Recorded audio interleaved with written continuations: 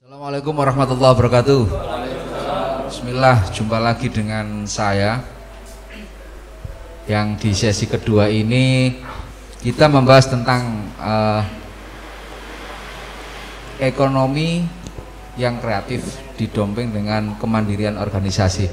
Di sebelah kanan saya ini ada narasumber, beliau aktivis Ansor, aktivis NU, mulai IPNU, Fatayat enggak Pak?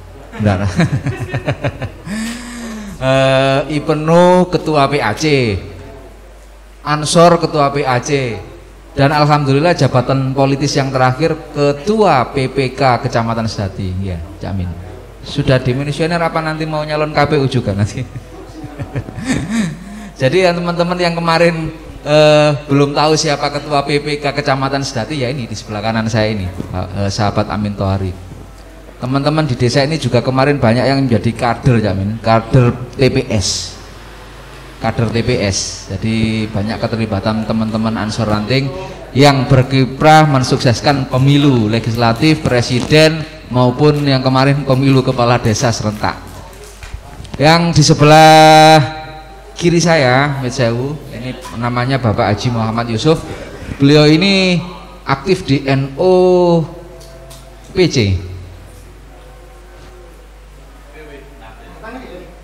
Oh, nanti di MWC.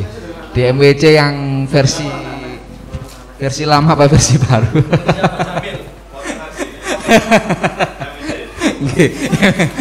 MWC cuma satu ya. Jadi Pak Yusuf ini pernah menggerakkan teman-teman di MWC NU menghidupkan koperasi Bintang 9, betul salah. KSPP nggih.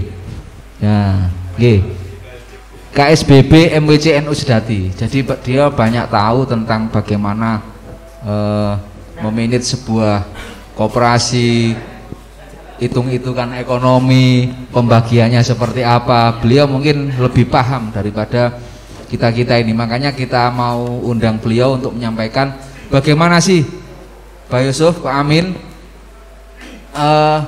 ngurip-nguripi organisasi sing mandiri seperti itu.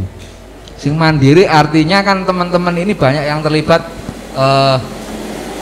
kelompok UKM yang kemudian banyak yang punya usaha masing-masing ini, sehingga untuk mengangkat segala potensi yang ada di ranting itu, sehingga nanti kita menjadi organisasi yang mandiri. Artinya kan tetap melibatkan pihak-pihak swasta dalam kolaborasi, bersinergi, itu tetaplah silakan. Bagaimana caranya? Kita mulai dari Cak Amin dulu mungkin ya. Cak Amin dulu, bagaimana Cak Amin setelah perjalanan Anda menahkodai sebuah organisasi sosial religius di PAC Sedati ini, kondisinya sebenarnya seperti apa? Terutama kondisi finansial organisasi ya. Monggo Cak Amin bisa disampaikan. Monggo yang lain bisa ngopi-ngopi, kita santai-santai karena formatnya cangkruan. Nanti disiapkan beberapa pertanyaan, karena pertanyaan terbaik akan mendapatkan satu samiler. Ya, terima kasih. Assalamualaikum warahmatullahi wabarakatuh. Langsung saja ya, yang kami hormati Ketua Ranting Gerakan Pemuda Ansor PP, yang kami hormati pula Rekanita Ketua IPPNU Ranting BP, dan senior saya Abah Haji Yusuf ya, selaku penggerak di MWC NU Sedati. Kalau memang pertanyaan dari Kang Sodikin tadi terkait dengan kondisi dan situasi dalam bergerak di bidang sosial kemasyarakatan, organisasi Gerakan Pemuda Ansor memang asik ya, asik karena kita terjun langsung di masyarakat. Lalu perjuangan kita juga atau gerakan kita juga itu banyak tantangan-tantangan yang mengasihkan sebagai pembelajaran pada diri kita, juga insya Allah bermanfaat bagi masyarakat. Yang penting gak oleh Solo, iya itu kuncinya, ndak boleh ngersulo. Sambat oleh Cak Min. Sambat boleh kepada teman yang dekat aja. Nah, gitu. Nek sambat terus diajak ngopi, nanti bisa cair. Ya. Awal kita ikut di Gerakan Pemuda Ansor memang, apalagi posisi saya kemarin memang spontanitas direkrut di PAC Ansor Sedati.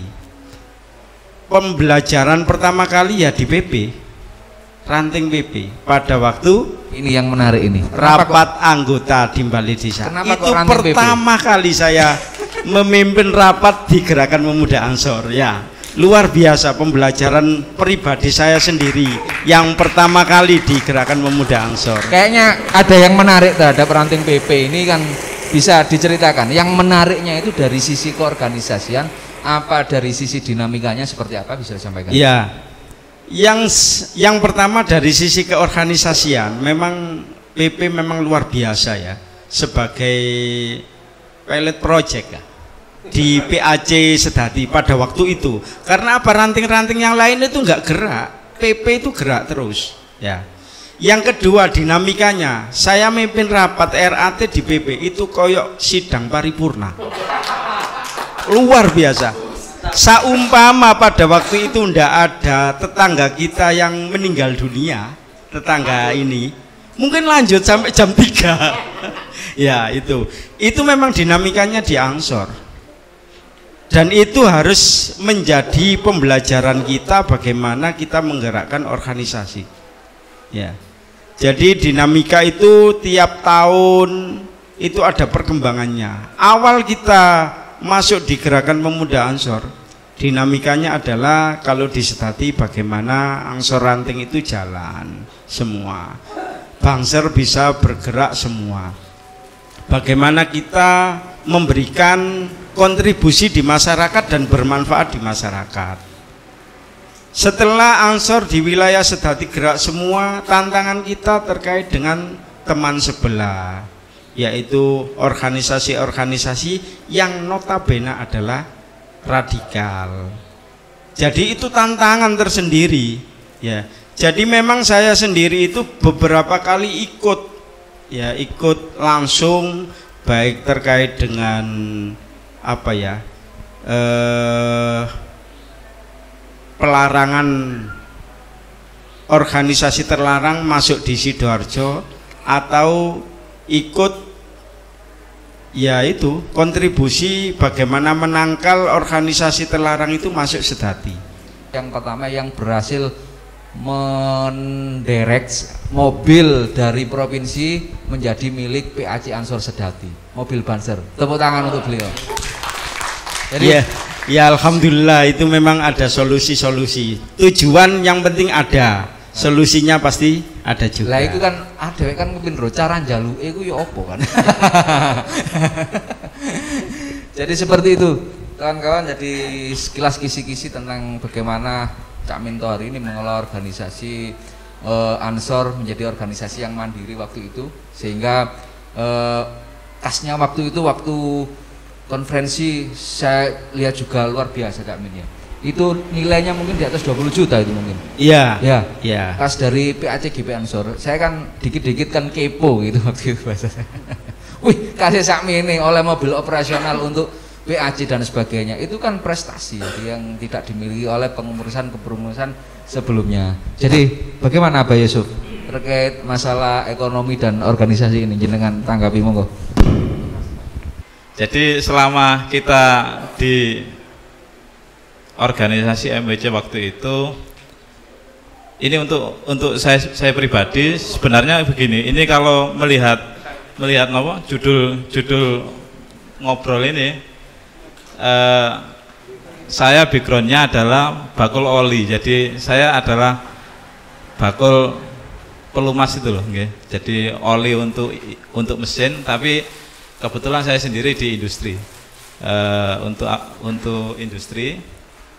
Jadi pada saat di MWC itu jadi wakil bendara sama pengurus-pengurus harian itu sempat berbincang-bincang untuk membuat gimana yang disampaikan Cak Sodikin tadi, organisasi itu punya apa, punya sumber penghasilan atau apa, kemudian waktu itu menelurkan membuat satu badan usaha namanya Koperasi KSBB, Koperasi 9 Bintang Barokah, insya Allah ngoten. Nah, pada saat itu komponen-komponen di KSBB itu sebenarnya kalau orang-orang backgroundnya secara ekonomi ya mampu-mampu, istilahnya di situ sak mangke yang ada menjadi wabub itu Abbas Subandi, jadi itu adalah developer. Kemudian ada lagi satu Abaher Kamto almarhum, itu adalah bos sandal, sepatu, sandilak. Kemudian ada lagi Pak Adi Chandra, nah, itu adalah kontraktor. Nah, logika sederhananya harusnya jalan. Jadi ada modal besar atau apa, kemudian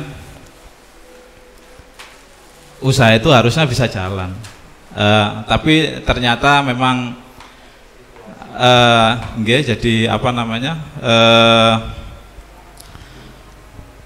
dari kesemua pegiat-pegiat ekonomi itu ternyata semua baru kenal, jadi nyocok karakter itu tidak mudah juga. Jadi pada saat itu karena satu koperasi selama ini kan memang waktu itu mendirikan koperasi itu asumsinya banyak koperasi-koperasi mungkin di desa Cemandi atau apa itu berhasil, tapi tidak tahu arahnya koperasi itu kemana, tapi arahnya ke simpan pinjam.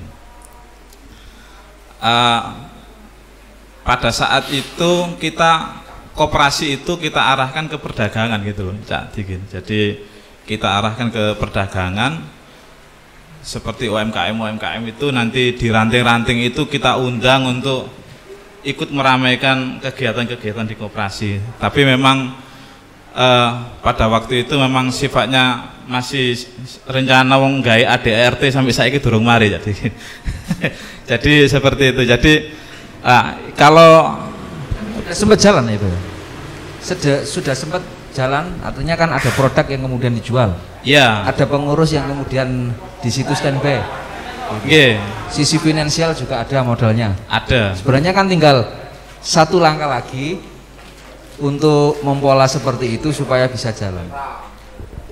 Banyak langkah seharusnya. Banyak langkah ya. Masih banyak langkah. Jadi begini,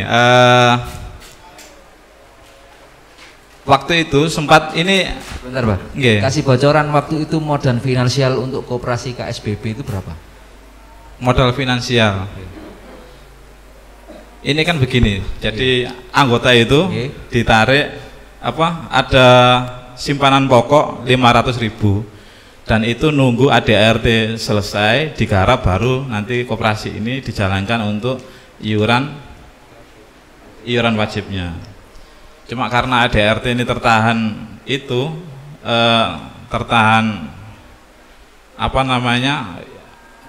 gak terbit kan begitu, sehingga sampai saiki ya nggak ada iuran wajibnya. Tapi bukan berarti pada saat itu tidak ada kegiatan. Jadi tetap ada kegiatan. Waktu itu sempat juga kami membuat yang memang selama itu kita anggap jalan kayak Kopia NU seperti ini. Jadi Kopia NU ini termasuk di sini sudah KSBB MWC NU Sedati. Jadi waktu itu memang kita pesankan karton itu ada 7.000 piece. Kemudian yang di tengah-tengah ini kita pesankan dari Bandung, tapi pengrajinnya dari Gresik, tetap dari Gresik. Itu maksud kita tetap harus ada kegiatan untuk memotivasi kegiatan-kegiatan lainnya. Nah, seperti yang dipaparkan Cak Amin tadi kan, organisasi dengan polanya teman-teman GP Ansor, DPAC Sedati itu seperti itu kan, ya sangat tidak mungkin lah kalau organisasi itu bisa eksis tapi tanpa ada anggaran yang mensupport, kan begitu, ada dana yang mensupport. Ya memang selama ini mungkin kita ini terkenal mungkin melaku proposal atau apa kan gitu, jadi gini. Jadi tapi kita tidak mau diarani seperti itu. Kita harus kreatif di keekonomian kita. Bahkan waktu itu saya coba menyampaikan kepada pengurus harian MWCNU Sedati, khususnya dari teman-teman Banser ini, tapi bukan untuk ini ya, untuk dagang atau untuk keekonomian yang sifatnya pribadi. Tapi waktu itu sempat saya usulkan kepada pengurus MWC Sedati, mungkin juga terhadap Cak Amin, kalau bisa Banser ini bisa dikaryakan ke perusahaan-perusahaan ya kayak outsourcing gitu loh. Jadi ada kerjasama dengan kepolisian sama Kodim untuk pelatihan itu, sehingga ya kesannya ya ada ini kesejahteraan di keorganisasian itu. Jadi sifatnya MWC itu memberikan rekomendasi personil Banser ini masuk ke perusahaan-perusahaan atau industri yang ada di lingkungan sekitar kita. Betul. Minimal jadi satpam lah gitu kan. Minimal. Itu sebenarnya itu formulasi yang sangat bagus sekali itu, Yai. Tapi tetap Cadikin, ada lagi yang harus diurai. Selama ini yang membackup membackup outsourcing adalah perusahaan-perusahaan yang notabene didirikan oleh purnawirawan. Jadi ini yang selama ini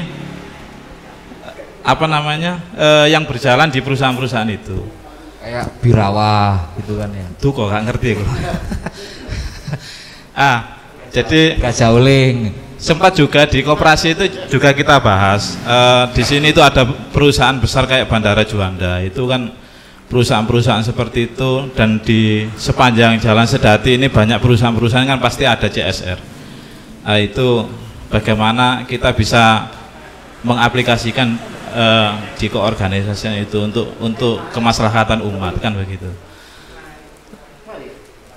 Terus kemudian itu kalau ini saya curhat di koperasi ya, Cak. Jadi tergantung ini keekonomian, kemandirian organisasi nanti kita arahkan kemana dulu. Kalau kita mau sifatnya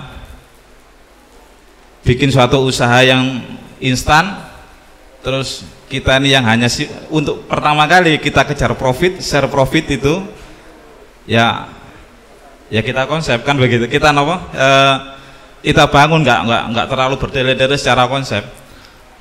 Tapi kalau memang nanti sambil berjalan manajemen ini kita tata untuk lebih profesional dalam hal penataan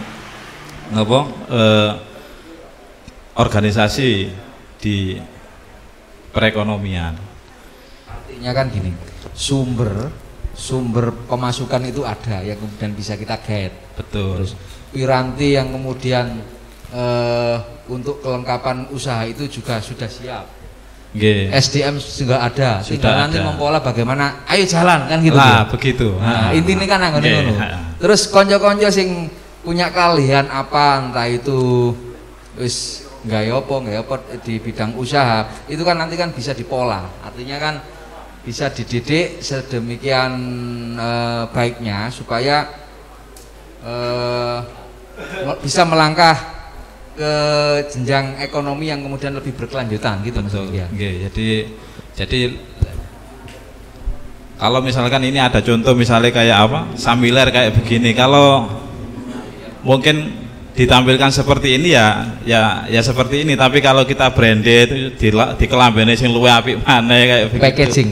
Packagingnya jadi seperti itu, terus dengan tingkat promosinya kita tingkatkan gitu, ya opo wong itu lebih gampang tertarik dengan awalnya kan mesti packaging yang dilihat bukan isinya. BIC-nya biasanya dionjak dhisik kan begitu terus kemudian dirasakno. Masuk. Dan itu kan bahan masuk di dalam list daftar yang bahan dagang di koperasi juga kan bisa masuk kan gitu. Bisa. Bisa nggak ya? Nggih. Tapi masalahnya begini, selama ini di lingkungan kita, koperasi itu kita ini sudah terpancing pada pengambilan profit itu disimpan pinjam, bukan dijual belinya, di perdagangannya. Selama ini kalau kita lihat di Cemandi atau di desa-desa lain yang ada koperasi itu cenderung dia ada jasa simpan pinjam, bukan jual beli. Simpan pinjam itu malah nanti bertentangan dengan beberapa kajian-kajian gitu ya. Biasanya seperti itu. Bisa doi kiai-kiai sampean. Jadi ingin ya, Kiai. Cak Min tadi sudah ngomong gagasan konsep organisasi seperti apa, bagaimana Pak Yusuf itu ngomong koperasi seperti apa. Kira-kira Cak Min dari Ansor ini khususnya ranting PP ya, kita kan share undangan tadi kan ke sekretaris sama ketua, maksudnya kan bisa sharing-sharing lah istilahnya. Ternyata banyak yang kemudian tidak berkenan hadir, mungkin ada kesibukan dan lain-lain lah istilahnya. Fokus kita kan bagaimana kajian ini bisa jalan, bagaimana kajian ini bisa bermanfaat. Dan itu Cak Min, kalau Ansor pola apa yang kemudian bisa dilakukan terhadap apa yang menjadi paparan Haji Yusuf tadi. Mau kita mau masuk bagian mananya supaya bisa jalan langsung konkret itu, agar kemudian realisasi itu tetap bisa jalan, profit kita dapat gitu. Oh Yamin. Terima kasih. Memang kalau terkait dengan posisi perjuangan Ansor baik di Ranting dan BAC itu memang sangat sangat asik sekali terkait dengan dinamika baik di struktural juga. Karena kalau sudah posisi menjadi posisi terdepan di Ansor, terutama ketua, ya harus sering-sering komunikasi, sering-sering ngopi bareng untuk mencairkan situasi dan bagaimana mencari ide-ide baru terkait dengan Ansor. Dan harus gak oleh ngersulo, wis biasa, banyak sedikit itu sudah biasa. Saya pernah buat acara kegiatan besar, sedikit yang biasa sudah. Nek digawe ngersulo kuru awak kula tambah lemu ya. Iya, tahu. Oke. Yang penting kan gini, memang hari ini harus tantangan yang harus kita munculkan adalah bagaimana kemandirian ekonomi ini. Kalau di PP SDM ekonomi bagus. Kemarin malahan saya tawarkan ke mungkin koperasi untuk sebelum ada konferensi MWC dulu, itu sudah ada kader-kader PPE yang rencananya saya rekom ya ke koperasi SBB itu Yusuf. Tapi karena situasi sehingga belum bisa cair lah, mungkin nanti program-program ekonomi ini harus kita giatkan tetap ya, karena peluang kita adalah peluang sangat banyak sekali terkait dengan ekonomi. Kalau secara kalkulasi akal, anggota kita banyak ya, tinggal bagaimana kita itu pendekatan lalu membuat jenis-jenis ekonomi yang bagaimana anggota ini bisa memanfaatkan. PP bulan kemarin sudah berhasil ya, gula itu kan sudah luar biasa. Ini adalah pancingan awal sebenarnya. Pancingan bulan ini harus lebih besar dari gula. Catayat ya. Jadi memang harus kita kita manage dengan baik terkait dengan kemandirian ekonomi ini. Ya, ini adalah bagaimana support para pimpinan-pimpinan kita juga dari PAC support, ketua ranting support, ya. Ini anggota support tambah bagus, ya, bagus sekali. Memang harus kita wujudkan dan dalam program-program terkait dengan kemandirian ekonomi. Peluang kita itu banyak. Kemarin saja gula kita bisa nembus ke Bulog, ya. Mungkin saat ini mungkin beras PP ada seleb dan ada produk-produk lain. Lingi Cak Dayat itu luar biasa wisan. Wis sangat luar biasa. Tinggal bagaimana kita meluncing dan bergerak itu. Apalagi di sini ada apa ya? Ada kantor khusus Ansor. Wis iki kayak koperasi ya. Di gua wis luar biasa. Permodalan takon Abah Yusuf. Mungkin Pak Abah Yusuf punya link-link untuk permodalan, atau mungkin koperasi yang dulu bisa digiatkan lagi ya Pak Yusuf, bisa kira-kira itu. Betul-betul jawab dulu. Betul-betul jawab. Kalau memang bisa, mungkin bagaimana nanti PAC Ansor untuk merekomendasikan menggiatkan lagi koperasi yang kemarin, ya mungkin minimal ditangani oleh sahabat-sahabat Ansor gitu. Kalau pendapat saya gini Cak Amin, lebih baik pakai badan usaha baru, tidak kemarin. Satu begini, pengalaman saya memang yang kemarin di koperasi itu, dari banyak anggota koperasi, ya tetap saya menganggap semuanya teman baru. Jadi di situ memang banyak juga perbedaan yang belum terjembatani juga, sehingga kata melaku malah kesendat. Jadi seperti lah, pada saat itu tetap kita buat terobosan-terobosan yang sederhana, yang tidak terlalu birokratif, tapi tetap jalan gitu. Kayak produksi ini kopiah, kalau kopiah ini kalau 1000 sudah keluar sebenarnya, kalau 1000 piece sudah lebih. Terus kemudian waktu itu salah satu kegiatan di koperasi itu juga Abah Wabel itu kan setiap tahun biasanya ada bagi-bagi beras. Nah itu juga kita ambil waktu itu untuk apa namanya, untuk zakat itu. Jadi yang mengadakan beras itu dari pihak koperasi. Jadi Abah Bandi beli dari koperasi kita ada profit. Jadi manajemennya masih KKN sih, KKN. Jadi belum sempurna profesional. Cuma ini saya ada bayangan begini. Jadi kayak misalnya begini,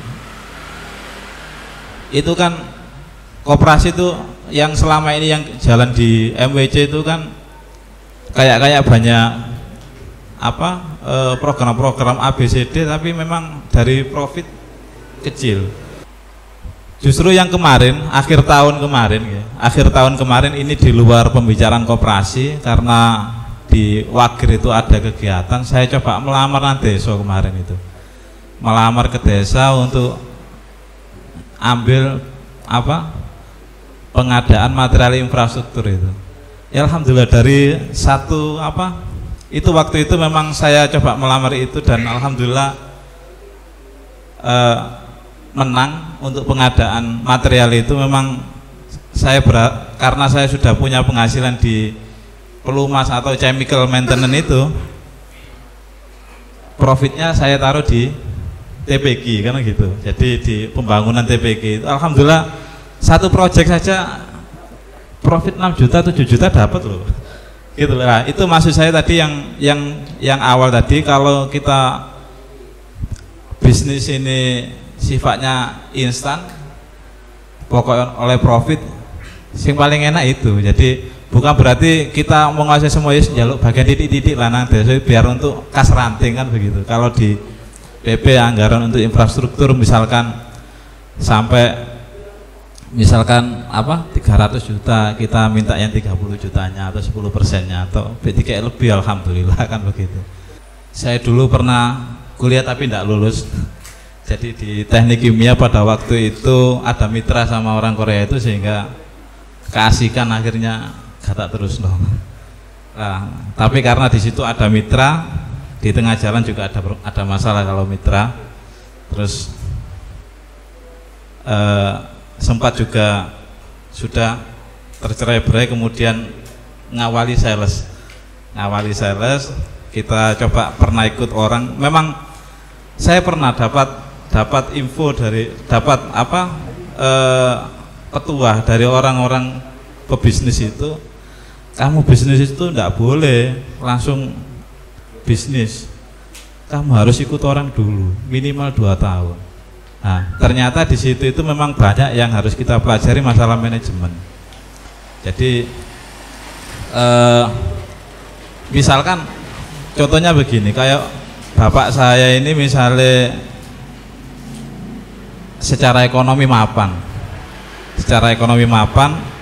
saya coba niru bapak saya, misalnya nerusno usaha bapak saya, kan yo gak ngerti jeglonge opo, kan gak ngerti. Jadi maksudnya di sana, sehingga pada saat kita ini ikut orang, kemudian kita banyak belajar di situ, apalagi kita punya posisi tertentu, terus mau membaca di lingkungan sekitar. Yang paling pokok itu kalau kita mau jadi pebisnis ya harus berani spekulasi. Kalau kita oli misalnya, oli itu ya banyak. Kalau owner yang paling besar itu ya Pertamina.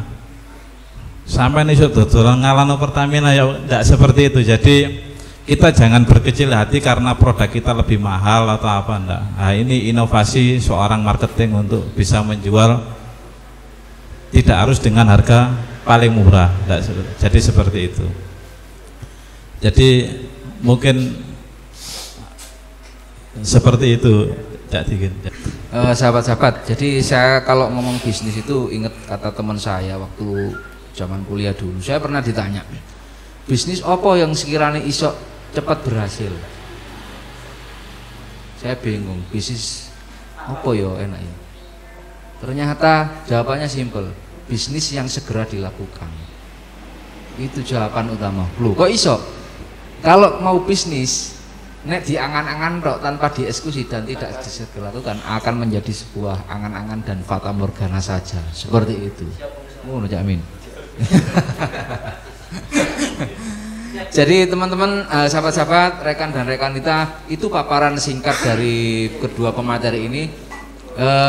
Kalau Cak Amin tadi ngomong aspek organisasian seperti apa, mungkin kita berikan kesempatan adik-adik rekan dan rekan kita IPNU dulu untuk bisa sharing, ya, bisa sharing ya, sharing tentang organisasinya. Kalau sharing berarti nanti bisa muncul pertanyaan. Terus yang kedua nanti teman-teman Ansor bisa nanti juga bisa memberikan pertanyaan atau masukan. Monggo diawali dari rekanita IPNU dulu, IPPNU dulu. Ansor dulu. Nggih, monggo.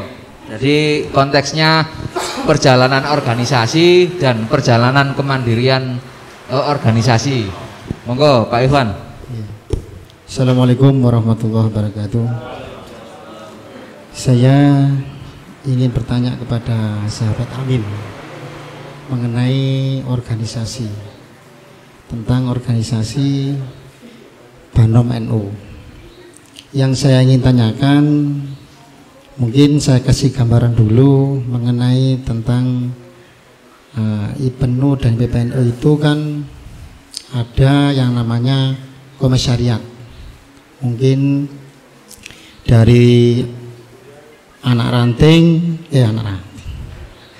pimpinan ranting sama komisariat. Kalau komisariat itu kan sekolah kita ini kalau nggak salah. Saya ingat waktu IPNU dulu. Lah kalau gerakan pemuda Ansor, apakah ada seperti itu? Bukan dimaksudnya itu bukan komisariat, tapi apakah ada seperti anak ranting yang ya, itu contohnya bisa, seperti apa? Bisa saya tangkap pertanyaannya. Ya. Terus pertanyaan kedua? Sudah itu aja. Sudah itu aja. Ya, nggak usah sampai nanti. Saya tanya lagi. Terima kasih. Monggo.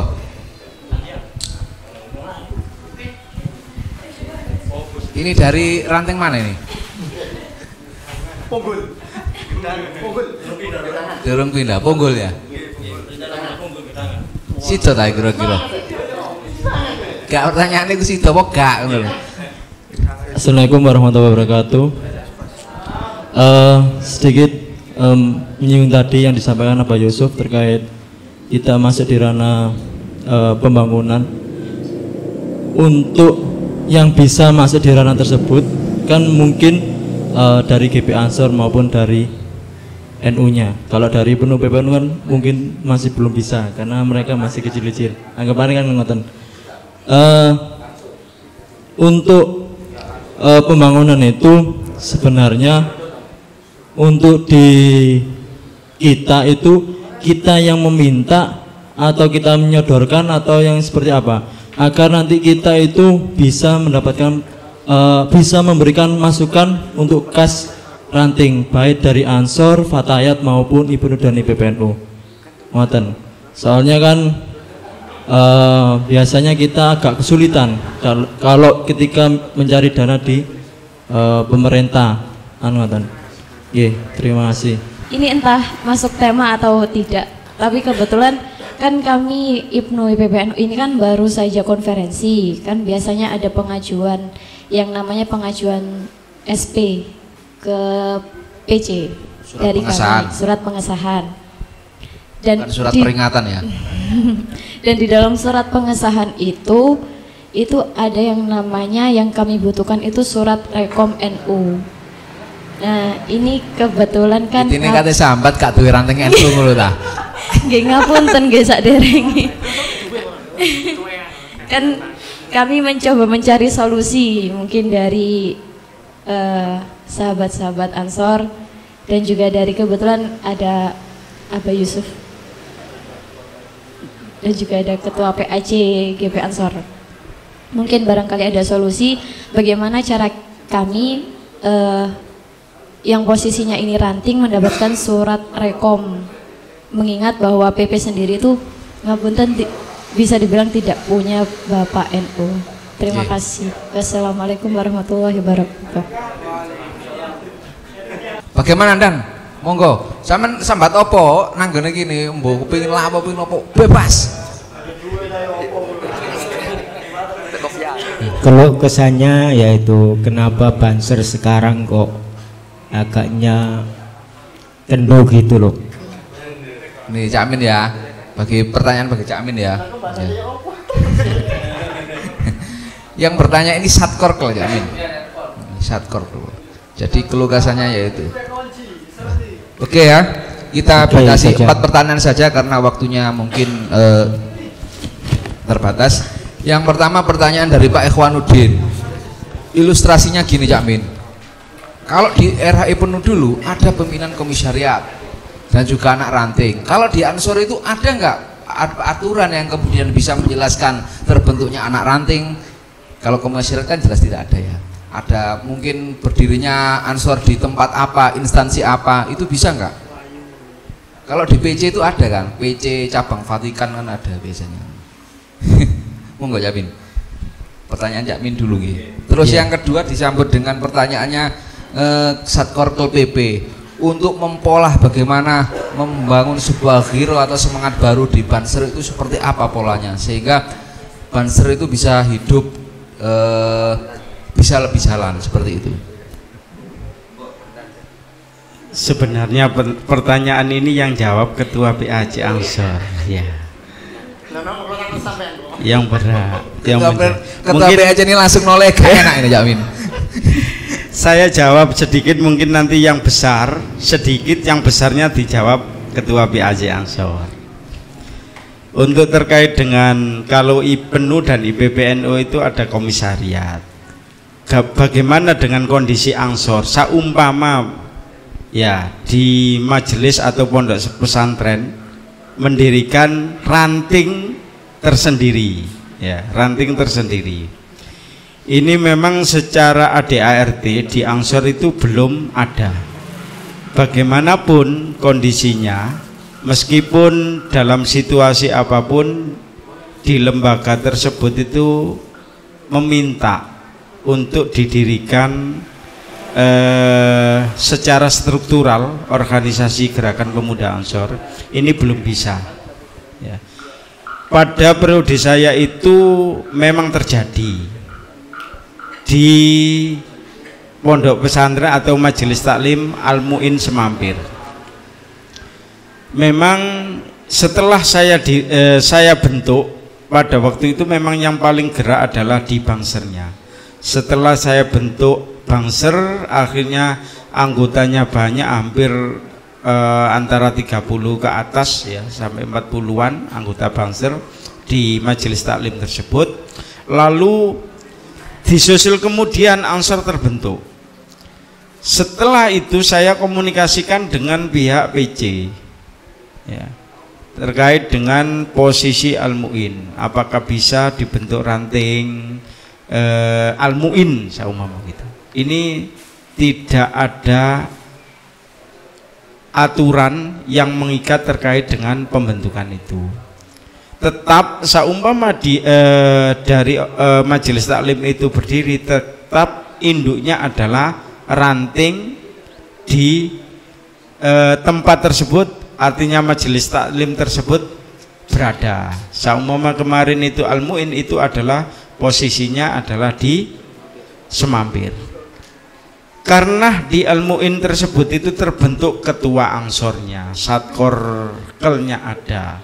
Dengan ini adalah hanya intern sebagai penguat di majelis taklim tersebut. Ya, seperti itu. Jadi sampai saat ini belum ada aturan atau ADART yang membolehkan berdirinya Gerakan Pemuda Ansor di majelis taklim atau lembaga-lembaga yang lain. Sementara informasi saat ini seperti itu. Untuk problem di ranting memang ada, ya, problem di ranting ada, sampai saya ditegur Rois Suriah MPCNU pada saat itu, ditegur kenapa ini bisa berdiri. Ini dasar saya adalah kemanfaatan, ya, dan giroh daripada jamaah saat itu. Tapi sebelum terbentuk itu saya komunikasi dulu ke ketua NU Ranting, lalu tokoh-tokoh masyarakat Ranting Semampir. Jadi bisa terbentuk di majelis taklim tersebut, tapi ada syarat-syarat.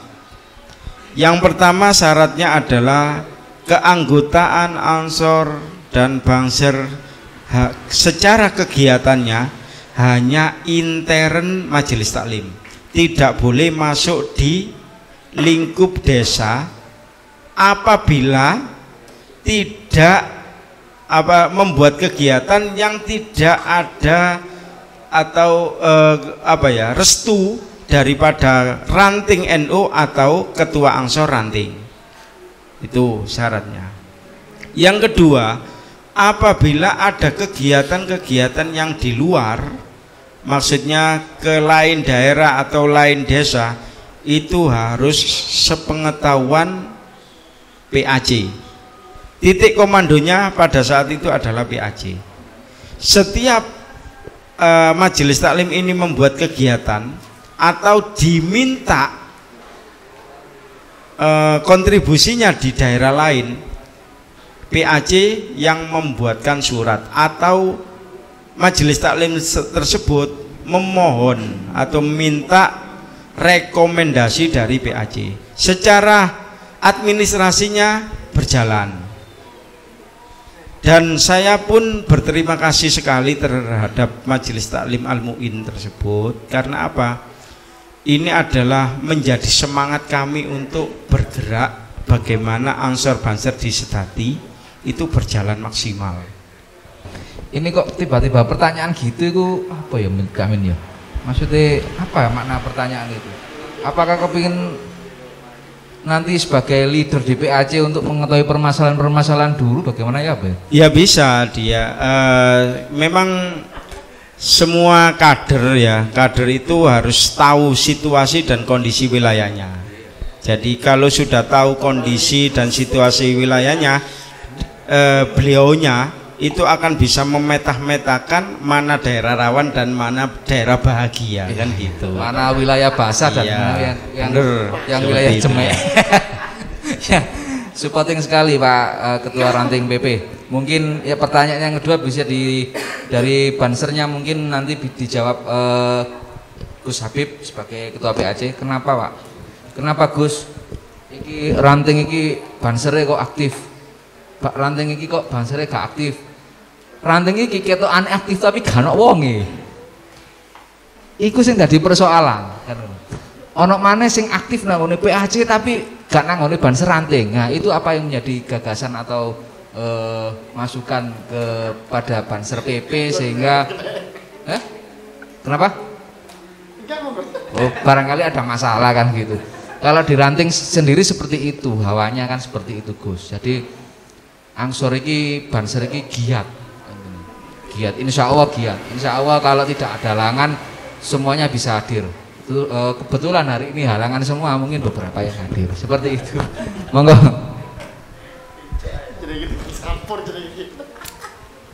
Assalamualaikum warahmatullahi wabarakatuh. Hamdan wa salaman wa ba'du. Langsung saja ya. Sakjane gak sah ngeten iki ya. Kalau di forum resmi gak sah, soalnya gak ngerti ceritane ya. Karena ini forum cangkruk Gus. Cerita awalnya apa ya, nanti biar bisa dikoreksi dengan narasumber-narasumber yang sudah mengawali terkait banser yang tidak aktif, banser yang gimana tadi? Kendu, kurang semangat. Banser ini adalah barisan ansor serbaguna, tidak lepas dari ansornya. Dari kemanapun banser ini pergi, ngetan, ngulon, ngalor ngidul tetap membawa nama ansor. Jadi kalau ada banser yang kurang semangat, ya dikembalikan lagi ke ansori. Bisa jadi ansor ini sebagai induk ya, induk banser ini apakah sudah sesuai dengan yang sebagian besar maui oleh anggota banser. Memang saat ini memang nggak bisa dipungkiri ya, banser itu popularitasnya itu menawan sekali.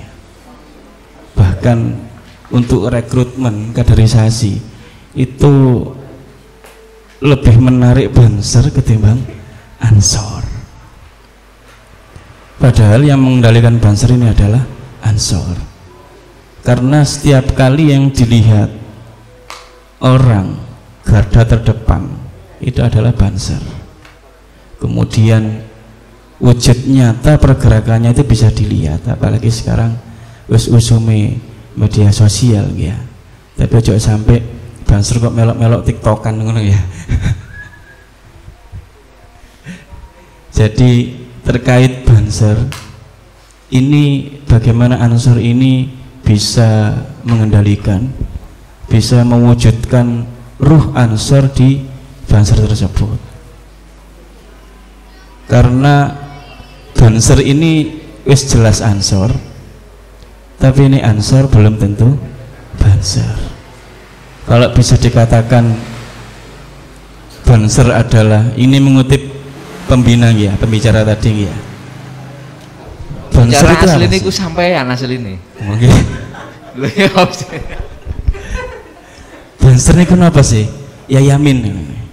Banser itu adalah ansor yang istimewa.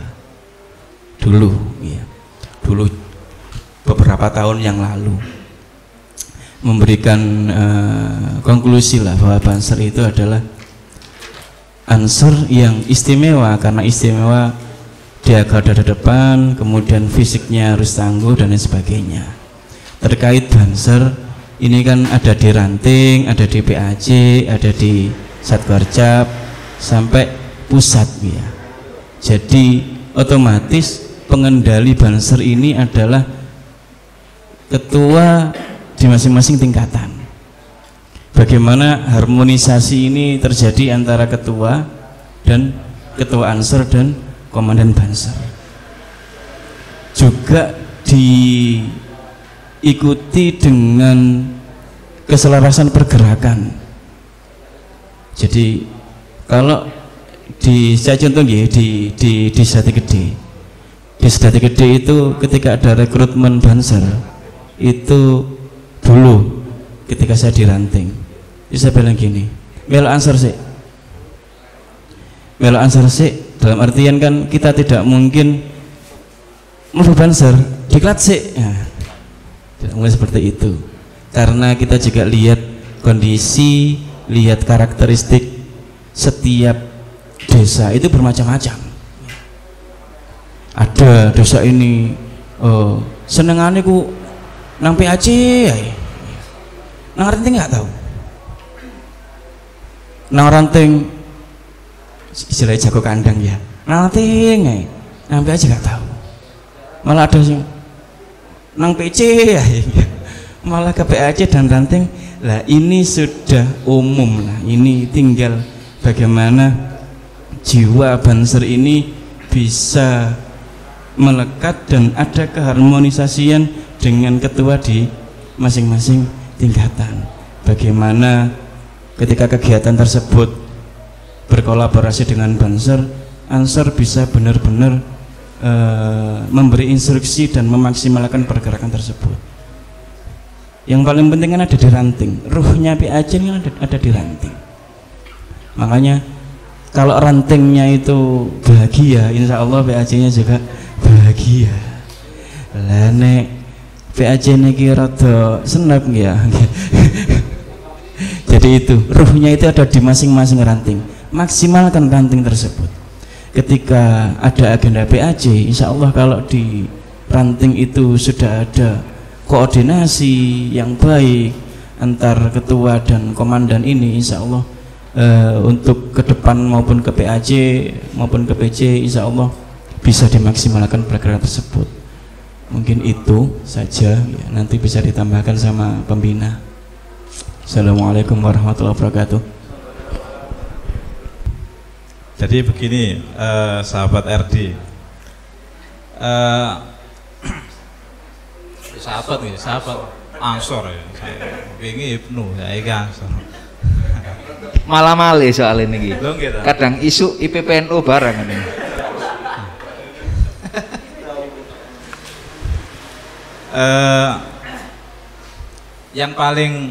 Yang paling kita ketahui itu di desa itu pasti ada istilahnya apa, kegiatan yang sekarang ini yang betul-betul dianggarkan itu adalah untuk kebutuhan infrastruktur. Nah, maka kita mencari informasi di desa atau menyampaikan kepada desa gitu. Jika ada pengadaan barang, saya minta tolong diikutkan untuk tender. Jadi di desa itu atau pengadaan barang di desa maupun di mungkin BUMN atau di lain-lainnya di instansi negara itu ada acuan-acuannya. Kalau misalnya angkanya berapa itu bisa penunjukan langsung. Kalau yang ratusan juta mungkin di atas 200 juta ya, itu harus tender. Jadi tender itu berarti mengundang banyak badan-badan usaha yang ikut lelang di situ. Itu yang paling pokok. Karena kita sudah eksis di sana, istilahnya sudah pingin ikut berpartisipasi dalam pengadaan barang di desa. Tidak apa-apa, company profil kita masukkan ke desa. Company profil untuk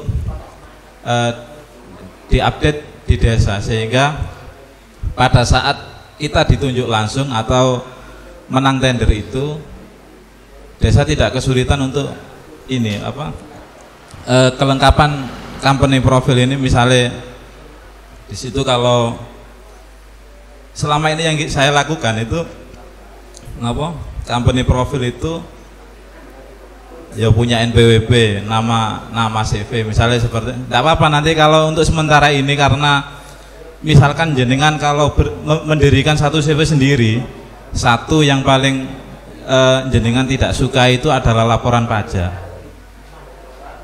Jadi sampai hari ini saya sendiri ndamel konsultan. Jadi perusahaan saya sendiri saya pakai konsultan karena bek pun wis mengaranang pajak kadang-kadang gak paham ngono gak iso turu masalahnya. Nggih, jadi seperti itu.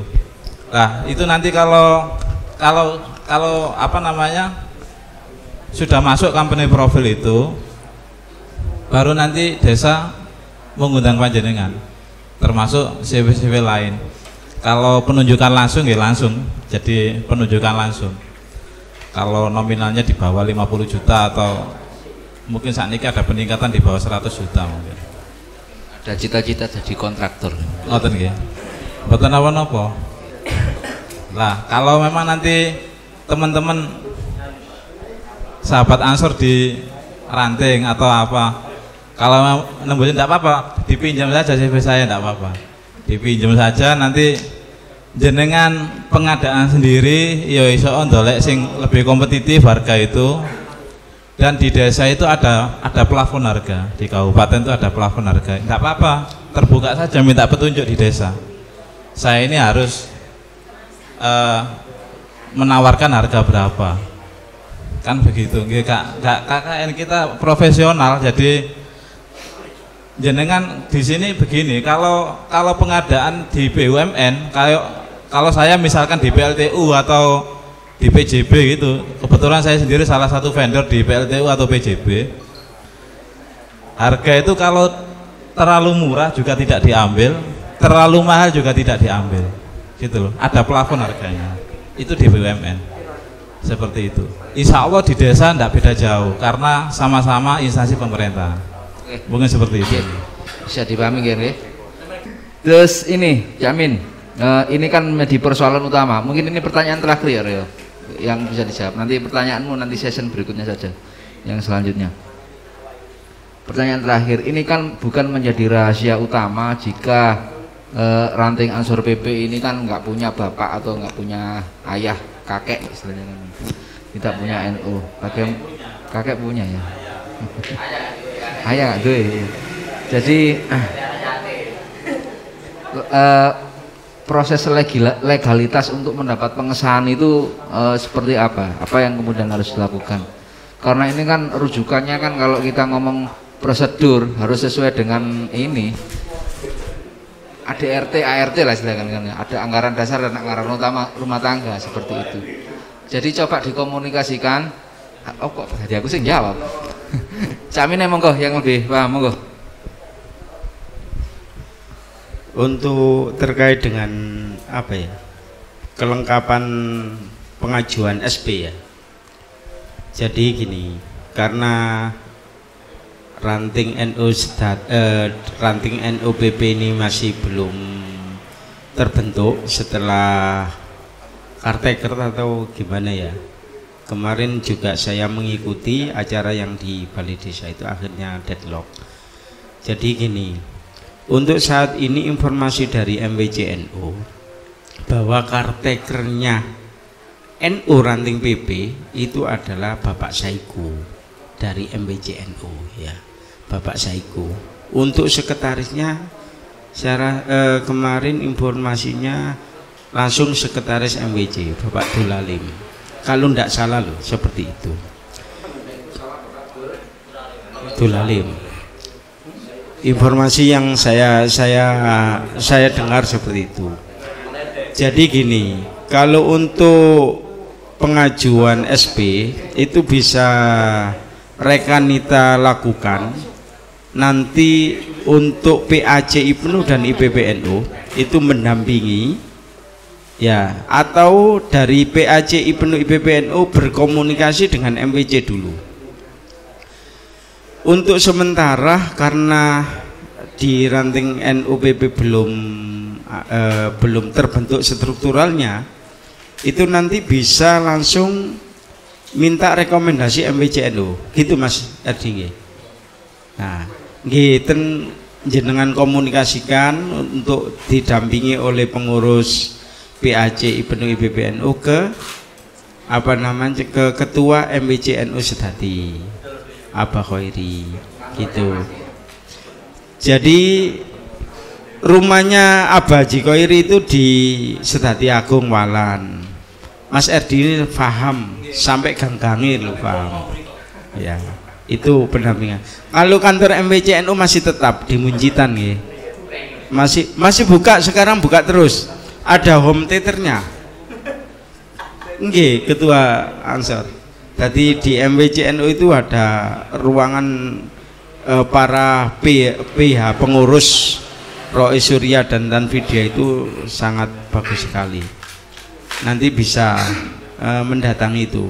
Sementara saya rasa itu pendampingan ke MWCNU.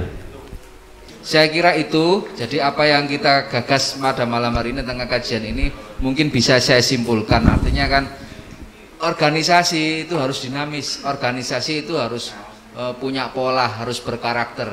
Organisasi juga harus mandiri, sebab dari kemandirian itu bisa tercetus ide-ide yang kemudian bisa diterjemahkan dengan logika dan tindakan berpikir kita supaya menjadi organisasi yang mandiri dan berkemajuan. Tepuk tangan untuk kita semua. Sekian diskusi kita pada malam hari, cangkruan kita pada malam hari ini.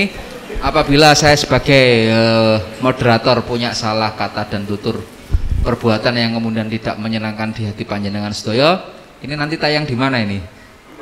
Indosiar ya. Saya mohon maaf bila ada kata yang kurang berkenan. Ihdinas siratal mustaqim. Wassalamualaikum warahmatullahi wabarakatuh.